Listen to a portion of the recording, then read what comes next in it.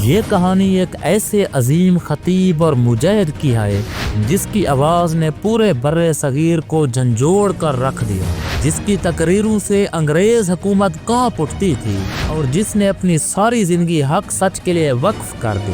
جی ہاں، ہم بات کر رہے ہیں سید عطا اللہ شاہ بخاری رحمۃ اللہ علیہ کی۔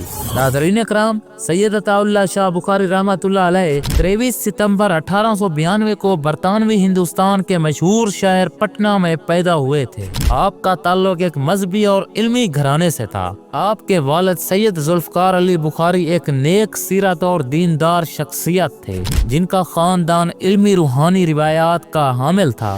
ناظرین اکرام، سید عطا اللہ شاہ بخاری رحمۃ اللہ علیہ ایک ذہین اور غیر معمولی صلاحیتوں کے مالک تھے۔ ان کے اندر دین کا شوق، مطالعہ کی لگن اور سچ بولنے کی جرأت بچپن ہی سے نمایاں تھی۔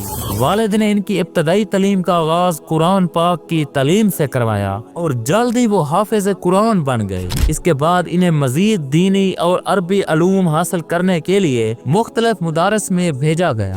ناظرین اکرام، بچپن ہی میں شاہ صاحب کو زبان پر قدرت حاصل ہو گئی تھی۔ وہ اکثر اپنے استاد سے ایسے سوالات کرتے تھے جو ان کی گہری سوچ اور بلند فکر کا ثبوت ہوتے تھے۔ کم عمر میں ہی انہوں نے عربی، فارسی اور اردو زبانوں میں مہارت حاصل کر لی۔ جب سید عطا اللہ شاہ بخاری رحمۃ اللہ علیہ کی عمر صرف 10 سال تھی تو ان کا خاندان حالات کی وجہ سے گجرات پاکستان ہجرت کر آیا۔ یہاں ان کے والد کو روزگار کی تلاش میں سخت مشکلات کا سامنا کرنا پڑا، لیکن شاہ صاحب نے کبھی ہمت نہ ہاری۔ وہ ہمیشہ محنت، سچائی اور ایمانداری کے اصولوں پر قائم رہے۔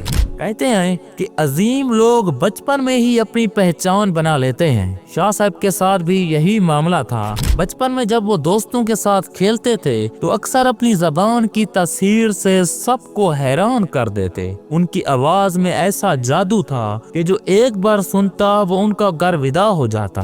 ناظرین اکرام، کہا جاتا ہے کہ ایک مرتبہ سید عطا اللہ شاہ بخاری رحمۃ اللہ علیہ نے خواب میں دیکھا کہ وہ ایک بڑے ہجوم کے سامنے تقریر کر رہے ہیں اور لوگ ان کی باتوں کو غور سے سن رہے ہیں۔ اس خواب نے اس کے دل میں ایک اور چنگاری روشن کر دی جو آگے چل کر ایک زبردست انقلابی شخصیت میں بدل گئی۔